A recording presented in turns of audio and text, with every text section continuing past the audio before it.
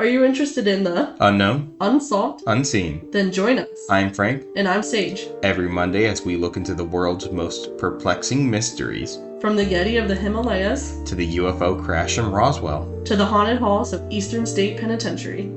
Or exploring the kidnappings of the Beaumont children. We have something special for everyone. Find Unknown, Unsolved, Unseen podcast wherever you listen to podcasts.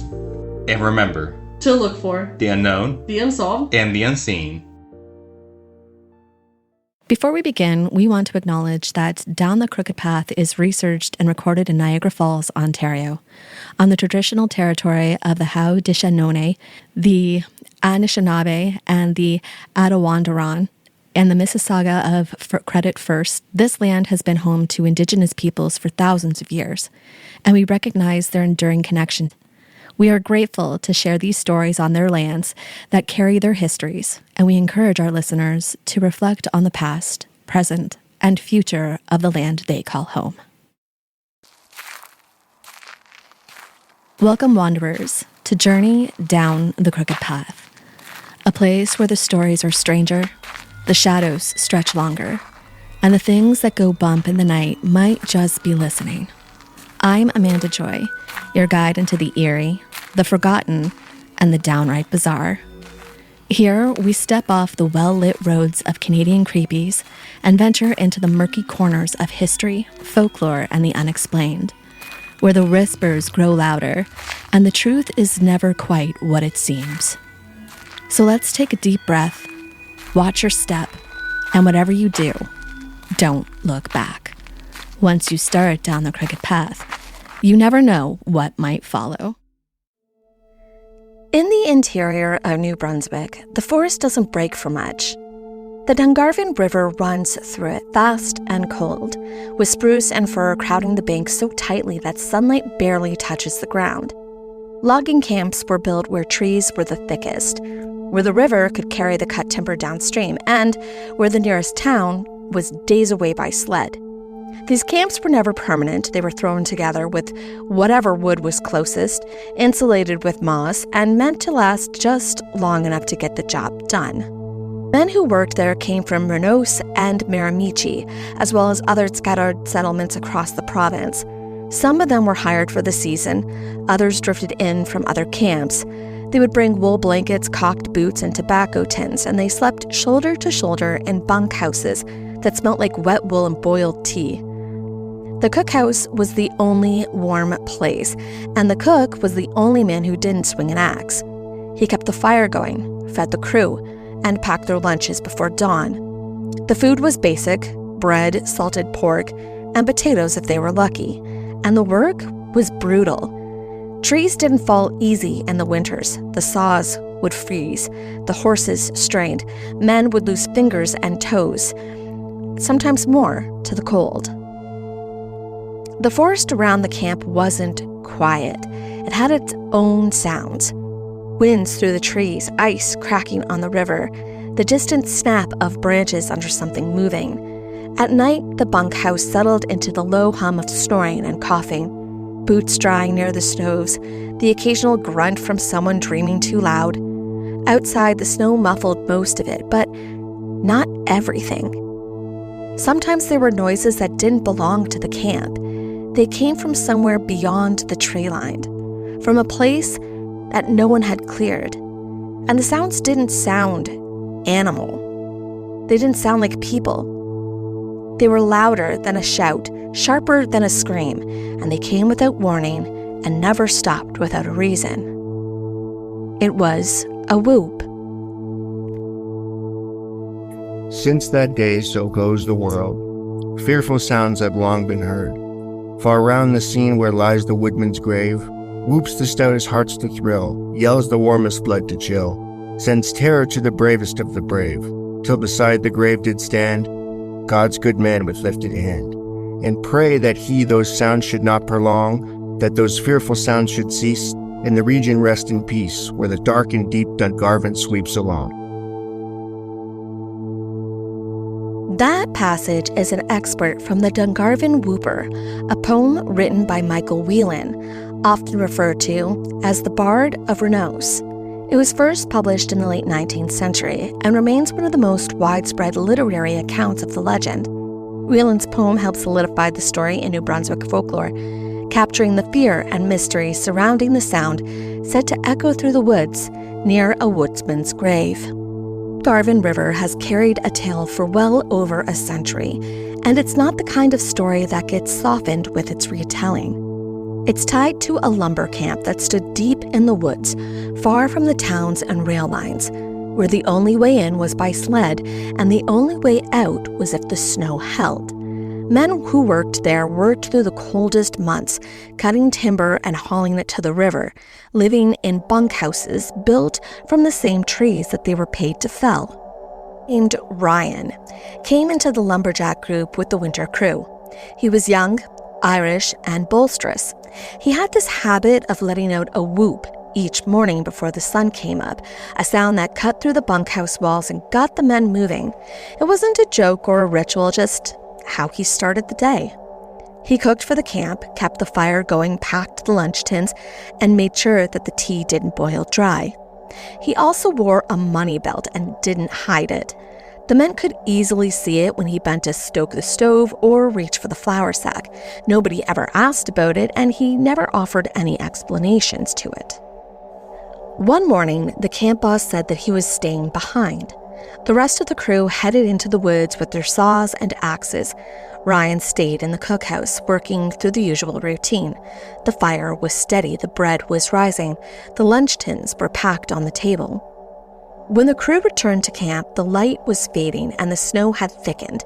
The cookhouse door was closed, the stove inside cold, and Ryan was laying on the floor near the table, face turned towards the wall, his boots still on.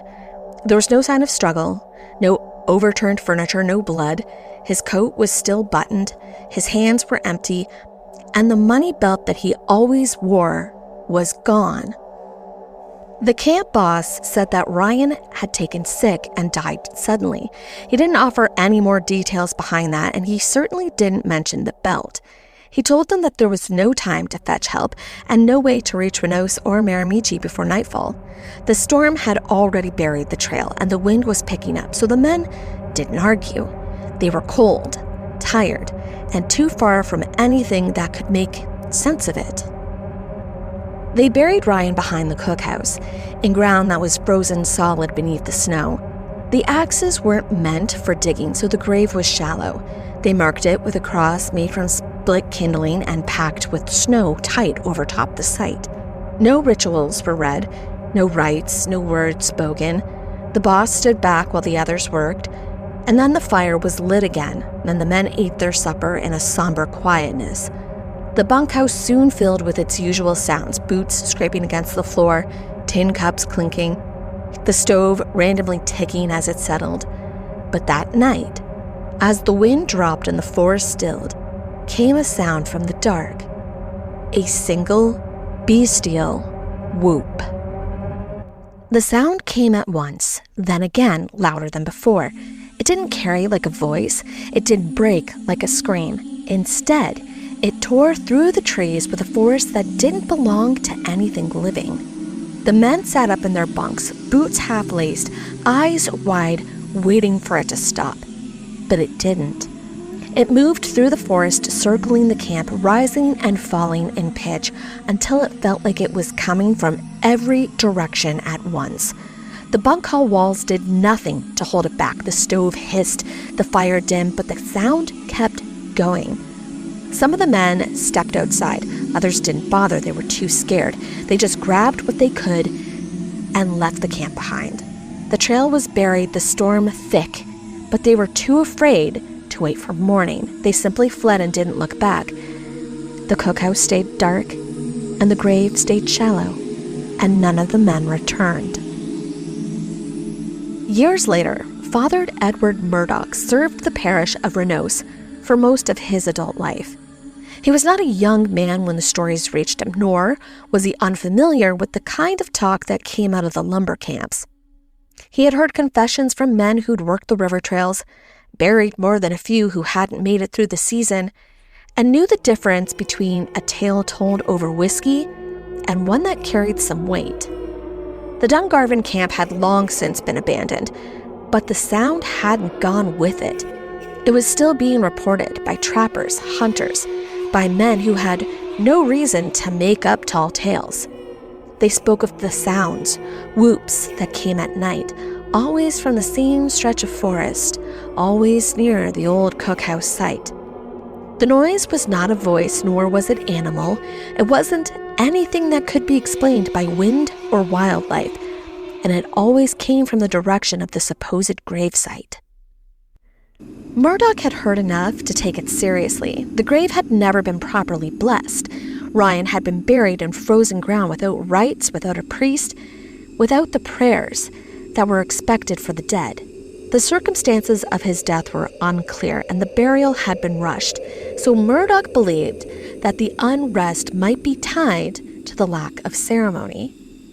While he didn't outright call it an exorcism, he prepared for one. He gathered items required for the graveside blessing, scripture, holy water, vestments, and arranged to travel to the site. 2 men from the parish agreed to accompany him. They knew the trail and had heard the stories, and at that point the campsite and the cookhouse had long since collapsed, but the shallow grave remained slightly visible beneath moss and leaf cover. Murdoch stood beside the grave and began the rite. He read from the Book of Psalms, made the sign of the cross, and sprinkled holy water slowly, following the order of the blessing without divination. The forest was quiet, and the men who came with him didn't speak. He closed the book and stepped back. No one said whether they felt a change or not. No one asked if it had worked, but some in the parish claimed that later the sound stopped after that day.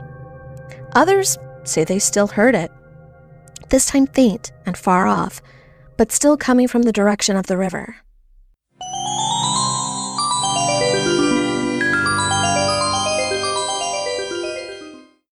You. Still haunting the same old fast fashion? Time to dig up something better with Back from the Dead Goods, a Canadian small business where forgotten threads get a second life and sustainability meets spooky. This isn't just upcycled clothing, it's resurrected fashion with an eerie edge. Handpicked, reworked, and revived, every piece is as unique as a ghost story whispered at midnight. And because you're a part of the Canadian Creepies family, you get an exclusive deal. Use code Canadian Creepies at checkout for 10% off. Find them lurking on Instagram, Etsy, and Poshmark. Links are in the episode description. Give your wardrobe a second chance at life, if you dare. Once upon a time, in the land of everyday moments, there lived a sprinkle of magic called icing sugar photography. From sticky cake smash smiles to wind-swept yes moments, they capture the sugar-sweet, the beautifully messy, and everything in between. Whether you're a blushing bride or a blooming family, or just want to freeze time for a second, Icing Sugar Photography is your fairy god lens. Visit icingsugarphotography.com and follow along on Instagram at icingsugarphoto. Let your story sparkle, because life is sweet and memories should be too. Looking for your next obsession? The Creators Collective Podcasts is your gateway to the dark, the chilling, and the downright fascinating. We're a community of independent podcasts with one goal: to share the best in true crime, paranormal tales, folklore, and unexplained mysteries. Whether you crave cold cases that won't stay closed, haunted histories that refuse to be forgotten, or stories that make you sleep with the lights on, there's a show waiting for you in the collective. And when you join us, you're not just listening to one podcast. You're stepping into a world of creators who love this stuff as much as you do. Check out the Creators Collective today. Follow the link in our show notes to discover your next favorite podcast. We'll be waiting for you.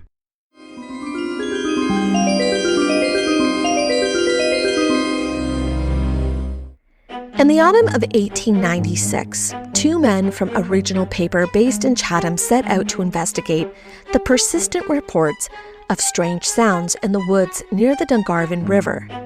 The legend had gained traction again, not just among lumbermen and trappers, but in the towns, where stories of the Whooper were being passed around with a renewed urgency. The reporters, identified in later accounts as J.A. McLeod and Thomas Keaton, were not folklorists or ghost hunters. They were assigned to gather first-hand testimony, document the terrain, and determine whether the stories were based on any fact. Their editor had received letters from residents of Restless and Black Village describing a sound that echoed through the trees always at night and always from the same direction. The men traveled by horse and cart and then continued on foot once the trail narrowed. They carried notebooks, a camera, and enough supplies to stay overnight if needed. The forest was quiet that day, colder than expected, with the wind moving low through the brush. They followed the river's edge, passing the remnants of old logging camps, collapsed bunkhouses, rusted stove frames, and scattered boards half swallowed by moss. Near dusk, they reached the clearing where Ryan's grave is said to be. The cross long gone, but the shape of the mound was still visible. They made camp nearby, lit a fire, and prepared to wait. It was just after nightfall when they saw him. A man emerged from the tree line without warning, walking slowly, head down, carrying a long-handled axe with a rusted blade. His coat was torn at the shoulders, and his boots were mismatched. He had a thick gray beard that was tangled. He didn't appear startled by the fire or the presence of the two men. He stepped into the clearing, looked at them, and spoke. "Is there any man here who knows me?" Neither reporter answered. McLeod later wrote that the man's voice was hoarse but clear, and that he didn't appear drunk or confused. Keating described him as older than most woodsmen, possibly in his 60s, with the posture of someone used to carrying weight. They asked him his name. He didn't respond. They asked him where he'd come from. He turned and walked back into the woods without another word. They followed him for several minutes, but the trail was uneven and the light was failing, and the man didn't reappear. So they returned to camp and recorded the encounter in their notes.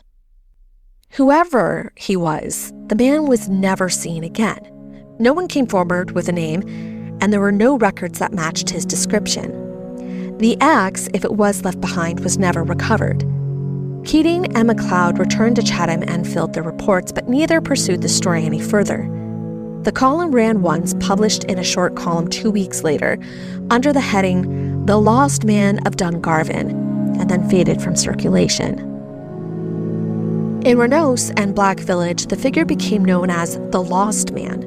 Some believe he was a Civil War veteran who had wandered north after the fighting ended, drawn to the woods by something he wouldn't speak of. Others say that he had once worked at the camps and gone mad after witnessing something he couldn't forget. A few claimed that he was the Whooper himself, still walking the forest, still carrying the sound. Of course, there are those who don't believe in ghosts, or stories about cursed graves, or wandering hermits for that matter. They believe that the sound is, in fact, a natural source, believing that the noise is wildlife that moves through the woods long after the camps were cleared. To these people, the most common explanation is the eastern panther, also referred to as a cougar or a puma, depending on who's telling the story. Though officially declared eradicated from New Brunswick by the late 1800s, sightings have continued to surface, especially in the regions of Restless and Black Village. Trappers have claimed to have seen large tracks in the snow. Hunters describe fleeting glimpses of a tail disappearing into the brush. The sound, they say, matches the screams of a panther, high-pitched and capable of carrying across great distances. This theory has gained traction amongst those who have never heard the sound themselves. Perhaps it's easier to accept an animal rather than the idea of a restless spirit, especially when that animal fits the terrain. But not everyone agrees with this theory. At the head of Clearwater Brook, a tributary in the Miramichi region of New Brunswick, there exists a series of natural caves, described in local accounts as large enough to stand in, with multiple chambers linked by narrow passages. These caves were long avoided by residents and loggers alike, especially following the spring floods of 1874, which drowned the area and coincided with the sudden end to the reported haunting screams. After the floodwaters receded, a group of locals explored the caves. What they found was unsettling but not supernatural. Ashes from old fires, bones identified as belonging to small animals, tattered remains of clothing. Amongst these items was a coat believed to have belonged to George Scott, a man who had previously claimed to encounter the Whooper in the woods. Scott had reported being chased near the caves and losing his coat during the escape. The presence of these items suggested that someone, possibly Scott or another unknown individual, had lived in these caves for a time. No human grave has ever been recorded on official records or discovered at the site. The bones found here were not human, and there's no forensic or archival evidence linking the caves to Ryan's burial ground or any missing persons. The original grave associated with the Whooper legend is believed to be located at Dungarvon logging camp, not Clearwater Brook, but no official gravesite has ever been discovered there either. By the late 1800s and early 1900s, a new generation of loggers began to work in the woods around Dungarvon and Clearwater Brook. These men, often younger and more transient, dismissed the Whooper legend as outdated superstition. They attributed the sounds to a natural cause, most likely the screams of the eastern panther, and it became the preferred explanation in logging companies where folklore was seen as a distraction from practical work. Clearwater Brooks has had its own stories, but it wasn't the only place where the region had unexplained sounds that were reported. As logging expanded and railways pushed deeper into the Miramichi, new accounts began to surface, some tied to the forest, others to the tracks themselves.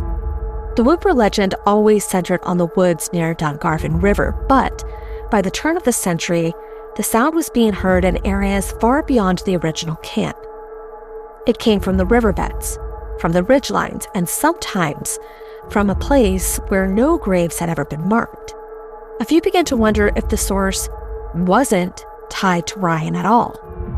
One theory pointed to the Great Miramichi Fire of 1825. The fire had swept through northeastern New Brunswick with catastrophic force, destroying entire settlements and killing hundreds. It moved faster than any horse could outrun, and the smoke was thick enough to blot out the sun. In the years that followed, stories emerged about a passenger train that had vanished during the worst of the blaze. The train is said to have been seen headed west into the fire, its whistle sounding as it disappeared into the smoke. However, no wreckage was ever found. There were no passengers that were accounted for, and the train was never listed on any official records. Despite this, by the late 19th century, some claimed that the sound of the Whooper wasn't a scream at all, but the whistle of that lost locomotive. The pitch was said to be high enough and drawn out, with a terrible tremble at the end that didn't match any known engine. It came before storms, during cold snaps, and sometimes in the dead calm of summer nights. The men who worked the rails said it didn't follow the tracks. In 1910, Canada Eastern Railways introduced a new passenger train to the region. It ran between Chatham and Fredericton, cutting through the heart of the Miramichi. The company called it the Dungarvon Whooper. The name was chosen, obviously deliberately. The train's whistle had a particular tone, sharp, rising, and unmistakable. Locals said it matched the sound that they heard in the woods for decades. Some believed that the name was a marketing choice, meant to draw attention to the route. Others said it was an attempt to acknowledge the legend without claiming it. The train ran for years, and the name stayed with it. The sound, too, continued. Whether it came from the whistle or the forest, no one can say for certain. The Whooper isn't just a campfire story. It's what happens when you bury a man in frozen ground and pretend it's over. The camps were built for work, not safety. The men came in broke and worked until their hands split and left with less than what they were owed. There were no doctors, no oversight. If something went wrong, you fixed it with a shovel and silence. Most likely, Ryan was killed for his pay. Not in a fight or in a single moment of rage. The Whooper story acts as a mirror to those worst fears of the men of that time. A camp, deep in the woods, days from the nearest town, built for labor, not safety. You slept in bunks that stank of sweat and mold and hoped the foreman didn't short you on your pay. If you got sick, you stayed sick. If you got hurt, you wrapped it and kept going. There were no doctors, no priests, no one to speak to if something went wrong. Isolation and silence were just part of the job. Men didn't talk about what scared them. They didn't ask questions if someone disappeared. And they certainly didn't press when a body was buried fast and quiet. Ryan's murder, if it did occur, wasn't just a crime. It was a reminder that you could be killed for your wage and buried without a name, and that the men around you might say nothing. The forest might be the only witness. The Whooper didn't rise from folklore because it was frightening. It stayed because it was familiar, passed from bunkhouse to bunkhouse, whispered on river trails, written into poems and carved into memory. It became a warning, a reckoning, a voice for the voiceless, whether it was a ghost, a man, or a memory. Sometimes the loudest screams come from the silence of injustice, and sometimes remembering is the only way to answer back.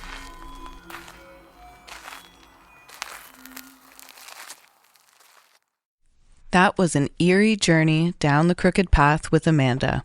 How cool was that? If you loved it, don't forget to follow Down the Crooked Path on Instagram and TikTok.